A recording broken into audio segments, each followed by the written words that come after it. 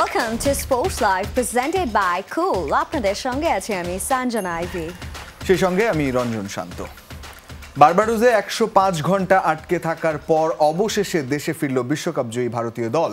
16 ঘন্টার বিরতিহীন যাত্রা শেষে বিশেষ বিমানে আজ সকালে দিল্লি এসে পৌঁছান রোহিত কোহলিরা। বিমানবন্দরে উষ্ণ অভ্যর্থনা শেষে ভারতীয় দল যায় প্রধানমন্ত্রীর বাসভবনে। সেখানে প্রধানমন্ত্রী নরেন্দ্র মোদীর সঙ্গে বিশ্বকাপের বিশেষ মুহূর্তগুলো নিয়ে আলোচনা করেন ক্রিকেটাররা। টি-20 বিশ্বকাপ জয়ের অপেক্ষা যেখানে শেষ হয়েছে 17 বছর পর, সেখানে ট্রফি নিয়ে ঘরে ফিরতে রোহিত কোহলিদের অপেক্ষা করতে হয়েছে 105 ঘন্টা, অর্থাৎ 4 দিনের বেশি সময় আটকা থাকার পর বিশেষ বিমানে দেশে ফিরল বিশ্বকাপ জয়ী ভারতীয় দল। ঘরের মাটিতে শিরোপা উদযাপনে যেখানে বাঁধ সেধেছিল হারিকেন বেরিল, ক্যাটাগরি 4 মাত্রার এই ঘূর্ণিঝড়ের কারণে বাতিল হয়ে যায় বারবাডোসের সব ফ্লাইট। বিশ্বজয়ীদের ফেরাতে তাই বিকল্প পথে হাঁটে বিসিসিআই। ব্যবস্থা করা হয় বিশেষ বিমানের, যা বুধবার দুপুর 2টায় বারবাডোস থেকে যাত্রা করে ভারতের উদ্দেশ্যে। বারবাডোসে 4 দিন আটকা থাকলেও উদযাপন থেমে থাকেনি দ্রাবিড় শিষ্যদের। বিমানে বসেই বক্সে রাখা ট্রফি নিয়ে আরও একবার আনন্দে মেতে উঠলেন রোহিত কোহলিরা। 16 ঘন্টার বিরতিহীন যাত্রা শেষে বৃহস্পতিবার ভোর 6টায় দিল্লিতে অবতরণ করে ভারতীয় দলকে বহনকারী সেই বিশেষ বিমান। এরপর আনুষ্ঠানিকতা শেষে ট্রফি হাতে সমর্থকদের সামনে আসেন অধিনায়ক রোহিত শর্মা। একে একে হাত নেড়ে ভক্তদের শুভেচ্ছা জানান কোহলি, সুরিয়া, পান্ডিয়া ও চাহালরা।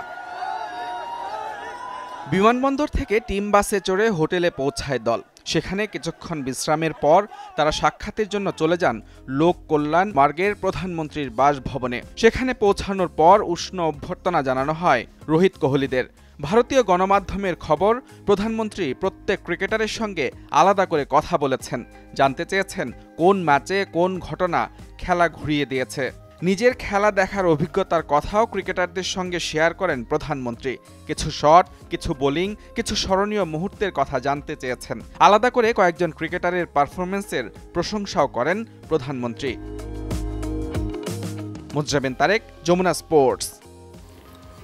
অপেক্ষাটা আসলে দীর্ঘদিনের, 17 বছর পর এরকম একটা ট্রফি জয়, এবং এ কারণেই ঠিক একটু আগে যে ছবিগুলো সামাজিক মাধ্যমে আসছে, বিশেষ করে যে মেরিন ড্রাইভ মুম্বাইয়ে এবং সেখান থেকে ওয়াংখেড়ে স্টেডিয়াম, লাখো মানুষের ঢল অন্তত মেরিন ড্রাইভে দেখা গেছে। আর স্টেডিয়াম পুরোপুরি প্যাকড, মনে হচ্ছে কোনো একটা বিশ্বকাপের ফাইনাল মঞ্চ বানানো হয়েছে একটা মাঝখানে। রোহিত কোহলিরা সেখানে যাবেন, সংবর্ধনা দেওয়া হবে।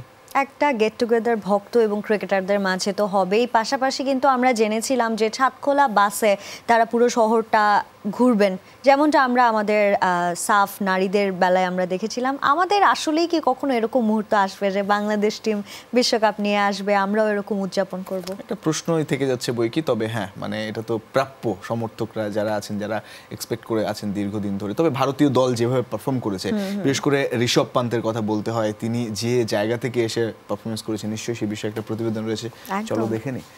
ভয়াবহ সড়ক দুর্ঘটনায় যখন ক্যারিয়ারটাই শেষ হতে চলেছিল, ঠিক সেখান থেকেই ঘুরে দাঁড়ালেন ঋষভ পান্ত। ভারতের দ্বিতীয় টি-20 বিশ্বকাপ জিততে প্রত্যক্ষভাবে রাখেন ভূমিকা। ব্যাট হাতে রানের পাশাপাশি উইকেটের পেছনেও সাবলীল ছিলেন পান্ত। তাই তো সামাজিক যোগাযোগ মাধ্যমে সৃষ্টিকর্তার প্রতি কৃতজ্ঞতা জানিয়ে এক পোস্ট করেন এই উইকেট কিপার ব্যাটার। 17 বছর পর আবারও টি-20 বিশ্বকাপের মসনদে ভারত। বিরাট রোহিতদের দ্বিতীয় শিরোপা জয়ের পেছনে কোনো অংশে কম অবদান ছিল না ঋষভ পন্তেরও। অথচ 2022 সালের ডিসেম্বরে ভয়াবহ সড়ক দুর্ঘটনায় ক্যারিয়ারটাই শেষ হয়ে যেতে পারত এই উইকেট রক্ষক ব্যাটারের। 2023 সালের পুরোটা সময় পুনর্বাসন প্রক্রিয়ার মধ্য দিয়ে কাটে পন্তের। দীর্ঘ বিরতির পর 2024 সালে আইপিএল দিয়ে ফেরার পর এবার টি-20 বিশ্বকাপে ভারতকে চ্যাম্পিয়ন করতে রেখেছেন ভূমিকা। দুঃসহ স্মৃতি পেছনে ফেলে নিজেকে প্রমাণের পর সামাজিক যোগাযোগ মাধ্যমে সৃষ্টিকর্তাকে ধন্যবাদ জানান পন্ত। আমি ধন্য, আমি বিনীত ও কৃতজ্ঞ। অবশ্যই সৃষ্টিকর্তার নিজস্ব একটা পরিকল্পনা থাকে, ঈশ্বরের কাছে আমি চিরকৃতজ্ঞ। অথচ ক্রিকেটে আবারও ফিরে আসাটা পন্তের জন্য অনেকটা রূপকথার গল্পের মতোই। নিজেকে প্রমাণের মঞ্চ হিসেবে আইপিএলকে ভালোভাবে কাজে লাগান এই উইকেটরক্ষক ব্যাটার। দিল্লি ক্যাপিটালসের হয়ে 13 ম্যাচে করেছেন 446 রান। তবে কিপিং নিয়ে ছিল দুশ্চিন্তা। আগের অবস্থানে ফিরতে পোড়াতে হয়েছে বহু কাঠখড়। সব আশঙ্কা দূরে ঠেলে টি-20 বিশ্বকাপে উইকেটের পেছনে অতন্দ্র প্রহরী হিসেবে ছিলেন পন্থ। 13টি ক্যাচ ও এক স্ট্যাম্পিংয়ে সর্বোচ্চ ডিসমিসালের রেকর্ড গড়েন তিনি। ব্যাট হাতেও ছিলেন দুর্দান্ত। 8 ম্যাচে 24.42 গড়ে করেছেন 171 রান। স্ট্রাইক রেট ছিল 127.61। ঋষভ পন্থের অনুপস্থিতিতে ভারতের উইকেট কিপিংয়ে দায়িত্ব পালন করেন লোকেশ রাহুল। তবে আইপিএলে নিজের কার্যকারিতা প্রমাণ করে আবারও ফিরে আসেন পন্থ। নাসিফ শুভ, যমুনা স্পোর্টস। আগামী বছরের চ্যাম্পিয়ন্স ট্রফির খসড়া সূচি আইসিসির কাছে জমা দিয়েছে হোস্ট পাকিস্তান ক্রিকেট বোর্ড। আইসিসির অনুমোদনের অপেক্ষায় থাকা সেই ফিক্সচার অনুযায়ী পাকিস্তান, ভারত ও নিউজিল্যান্ডের সাথে গ্রুপ এ তে রাখা হয়েছে বাংলাদেশকে। খেলা হবে করাচি, লাহোর ও রাওয়ালপিন্ডিতে। ভারতের সবগুলো ম্যাচই অনুষ্ঠিত হবে লাহোরে। 8 বছর পর 2025 সালে আবার অনুষ্ঠিত হবে আইসিসি চ্যাম্পিয়ন্স ট্রফির পরবর্তী আসর। এবারের আসরের আয়োজক বর্তমান চ্যাম্পিয়ন পাকিস্তান। তবে ভারত পাকিস্তান সফরে যাবে কি, সেই প্রশ্নের উত্তর না মেলায় এখনও টুর্নামেন্টের ভাগ্য নিয়ে অনিশ্চয়তা পুরোপুরি কাটেনি। 2008 সালের পর আর পাকিস্তান যায়নি ভারতীয় ক্রিকেট দল। সবশেষ এশিয়া কাপে পাকিস্তানের পরিবর্তে দুবাইতে ম্যাচ খেলেছিল রোহিত শর্মারা, যার ফলে 2023 ওয়ানডে বিশ্বকাপে ভারত সফরে যেতে আপত্তি করেছিল পাকিস্তান। কিন্তু শেষ পর্যন্ত পাকিস্তান দল অংশ নেয় ভারতের সেই টুর্নামেন্টে। তখন শোনা গিয়েছিল চ্যাম্পিয়ন্স ট্রফিতে পাকিস্তান সফরে যাবার অঙ্গীকার করেছে ভারত। সেই হিসেবেই আয়োজক পাকিস্তান নিচ্ছে সব ধরনের প্রস্তুতি। পাকিস্তান ক্রিকেট বোর্ডের বরাত দিয়ে আল জাজিরা বলছে, টি-20 বিশ্বকাপের ফাইনাল দেখতে গিয়ে পিসিবি চেয়ারম্যান মোহসেন নাকভি আইসিসি কর্মকর্তাদের কাছে জমা দিয়েছেন খসড়া সূচি সহ সব ধরনের পরিকল্পনা। পাকিস্তানের প্রস্তাবিত সূচি অনুযায়ী 19 ফেব্রুয়ারি করাচিতে হবে টুর্নামেন্টের উদ্বোধনী ম্যাচ। আসরের সবগুলো খেলা অর্থাৎ 15টি ম্যাচ অনুষ্ঠিত হবে 3 ভেন্যুতে। করাচি, লাহোর ও রাওয়ালপিন্ডিতে হবে টুর্নামেন্টের সব ম্যাচই। 7টি ম্যাচ হোস্ট করবে লাহোর, 5টি ম্যাচ হবে রাওয়ালপিন্ডিতে আর 3টি খেলা আছে করাচিতে। ভারত তাদের সবগুলো ম্যাচে খেলবে লাহোরে। পিসিবির পরিকল্পনা অনুযায়ী করাচি ও রাওয়ালপিন্ডিতে হবে 2টি সেমিফাইনাল। তবে ভারত সেমিতে গেলে সেই ম্যাচ হবে লাহোরে। সেই সাথে লাহোরের গাদ্দাফি স্টেডিয়ামই হোস্ট করবে ফাইনাল ম্যাচ। ফাইনাল ছাড়া কোনো ম্যাচের জন্য বরাদ্দ নেই রিজার্ভ ডে। 8 দলের চ্যাম্পিয়ন্স ট্রফিতে 4টি করে দল থাকবে 2 গ্রুপে। পিসিবির প্রস্তাবিত গ্রুপ এ তে আয়োজক পাকিস্তান, ভারত, নিউজিল্যান্ডের সাথে রাখা হয়েছে বাংলাদেশকে। 1 মার্চ লাহোরে অনুষ্ঠিত হবে ভারত পাকিস্তান মহারণ। আর গ্রুপ বির 4 দল অস্ট্রেলিয়া, ইংল্যান্ড, দক্ষিণ আফ্রিকা ও আফগানিস্তান। তবে এই খসড়া সূচি এখনো চূড়ান্ত ধরার সুযোগ নেই। আইসিসির পরবর্তী বোর্ড সভায় অংশগ্রহণকারী দেশগুলোর কাছে অনুমোদন নেবার পরে সূচি এবং পরিকল্পনাগুলো অনুমোদন করবে আইসিসি। হাসিনুর রহমান, যমুনা স্পোর্টস। 2008 সালের পর আবারও বাংলাদেশকে আতিথ্য দিতে মুখিয়ে আছে ক্রিকেট অস্ট্রেলিয়া। ঘরের মাঠে বাংলাদেশের বিপক্ষে সিরিজ নিয়ে এমনটাই জানান ক্রিকেট অস্ট্রেলিয়ার প্রধান নির্বাহী নিক হকলি। পাশাপাশি গেল মার্চে অস্ট্রেলিয়া নারী দলের সফরে বাংলাদেশের দেয়া আতিথেয়তায় নিজের মুগ্ধতার কথাও জানান তিনি। তবে বাংলাদেশ নিয়ে সুর পাল্টালেও আফগানদের বিপক্ষে সিরিজ নিয়ে মত পাল্টায়নি ক্রিকেট অস্ট্রেলিয়া। ক্রিকেট বিশ্বে বড় দলগুলো আর্থিক ক্ষতির আশঙ্কায় বাংলাদেশকে আমন্ত্রণ জানায় না, এমন একটা কথা বেশ প্রচলিত। এই তালিকায় অস্ট্রেলিয়াও ছিল। দেশটির মাটিতে সর্বশেষ 2008 সালে 3 ম্যাচের ওয়ানডে সিরিজ খেলার সুযোগ পেয়েছিল বাংলাদেশ। এরপর 1 যুগের বেশি সময় কেটে গেলেও অস্ট্রেলিয়ায় আর সিরিজ খেলার আমন্ত্রণ পায়নি টাইগাররা। যদিও মাঝে বাংলাদেশে এসে ডেভিড ওয়ার্নার, স্মিথরা খেলে গেছেন কয়েকবার। সুর বদলেছে ক্রিকেট অস্ট্রেলিয়া। আইসিসির এফটিপি অনুযায়ী 2026 সালে বাংলাদেশ দলের অস্ট্রেলিয়া সফরে 3টি ওয়ানডে ও 3টি টি-20 খেলার কথা আছে। পরের বছর অস্ট্রেলিয়া 2টি টেস্ট খেলারও কথা টাইগারদের। সব মিলিয়ে বাংলাদেশকে আতিথেয়তা দিতে মুখিয়ে আছে ক্রিকেট অস্ট্রেলিয়া, এমনটাই জানিয়েছেন দেশটির ক্রিকেট বোর্ডের প্রধান নির্বাহী নিক হকলি। বাংলাদেশ আমাদের পরবর্তী এফটিপি চক্রে রয়েছে। বাংলাদেশকে আতিথেয়তা দিতে আমরা মুখিয়ে আছি। ছেলেদের সফরের বর্তমান সংখ্যাটা হচ্ছে তাদের সঙ্গে কয়েক বছরের মাঝে খেলা নেই, কিন্তু আমরা সবার সঙ্গে কাজ করে যাব, সাথে বাংলাদেশ ক্রিকেট বোর্ডের সঙ্গেও। দেখা যাক এফটিপিতে কী ধরনের সুযোগ রয়েছে। অক্টোবরে বাংলাদেশে অনুষ্ঠিত হবে নারীদের টি-20 বিশ্বকাপ। এই টুর্নামেন্টকে সামনে রেখে গত মার্চে ওয়ানডে ও টি-20 সিরিজ খেলতে বাংলাদেশে আসে অস্ট্রেলিয়ার নারী ক্রিকেট দল। এই সফরে বাংলাদেশের আতিথেয়তায় মুগ্ধ নিক হকলি। এবছর হতে যাওয়া নারী টি-20 বিশ্বকাপের আগে বাংলাদেশে আমাদের নারী দলের দারুণ একটি সফর গেছে। নারী দলকে যেভাবে বাংলাদেশ স্বাগত জানিয়েছে এবং যে আতিথেয়তা দিয়েছে তার প্রশংসা করতেই হয়। এদিকে আফগানিস্তানের বিপক্ষে দ্বিপক্ষীয় সিরিজ খেলার ব্যাপারে ক্রিকেট অস্ট্রেলিয়া অবস্থান এখনো বদলায়নি। এখন পর্যন্ত 3 দফা আফগানিস্তানের সঙ্গে দ্বিপক্ষীয় সিরিজ স্থগিত করেছে তারা। অস্ট্রেলিয়ান সরকার সহ সব অংশীদারের সঙ্গে কথা বলে মানবাধিকার বিষয়ক কারণে শেষ কয়েকটি সিরিজ স্থগিত করেছি। আফগানিস্তানের বিপক্ষে খেলার যে প্রসঙ্গ, পরামর্শ করার পর মনে হচ্ছে এটি এখন উপযুক্ত হবে না। আফগানিস্তান ক্রিকেট বোর্ডের সঙ্গে আমরা যোগাযোগ রাখছি এবং আফগানিস্তানের সঙ্গে দ্বিপক্ষীয় সিরিজ খেলার আশা করছি। 2008 সালের পর আবারও বাংলাদেশকে আতিথ্য দিতে মুখে cricket Australia. Farhan Ehsan, Jamuna sports. Bangladesh দলের সাবেক ক্রিকেটার রাজিন সালেহ, তুষার ইমরান ও তারেক আজিজকে বিসিবির কোচ হিসেবে নিয়োগ দেওয়া হয়েছে। রাজিন ও তুষার ব্যাটিং কোচ, তারেক কাজ করবেন পেস বোলিং কোচ হিসেবে। সাবেক অধিনায়ক রাজিনের সঙ্গে বিসিবির চুক্তি 3 মাসের। তার বেতন ধরা হয়েছে দিন প্রতি 7,500 টাকা। তিনি রাজশাহীতে বিসিবি হাই পারফরম্যান্স বিভাগের ব্যাটিং কোচ হিসেবে কাজ করছেন। দলের সঙ্গে এইচপি দলের আসন্ন অস্ট্রেলিয়া সফরেও যাবেন সাবেক এই ব্যাটার। 24টি টেস্ট এবং 43টি ওয়ানডে খেলা রাজিনের সঙ্গে বিসিবি দীর্ঘমেয়াদী চুক্তি করতে চেয়েছিল, কিন্তু ব্যক্তিগত কারণে তিনি লম্বা সময়ের চুক্তিতে যাননি। তুষারকে দীর্ঘমেয়াদে ব্যাটিং কোচ হিসেবে নিয়োগ দেওয়া হয়েছে। পেস বোলিং কোচ হিসেবে চাকরি পেয়েছেন সাবেক পেসার তারেক। প্রতি মাসে 1,30,000 টাকা বেতনে দুজনের সঙ্গে 3 বছরের চুক্তি করেছে বিসিবি। দুজনই শেখ জামাল ধানমন্ডি ক্লাবের কোচ হিসেবে দায়িত্ব পালন করেছেন। কানাডার গ্লোবাল টি-20 খেলতে 3 ক্রিকেটারকে ছাড়পত্র দেয়নি পাকিস্তান ক্রিকেট বোর্ড। চলতি জুলাইয়ে বাবর, রিজওয়ান ও শাহিনের বিদেশি লিগ খেলার কথা থাকলেও পিসিবির নিষেধাজ্ঞার মুখে আটকে যায় এই তারকারা।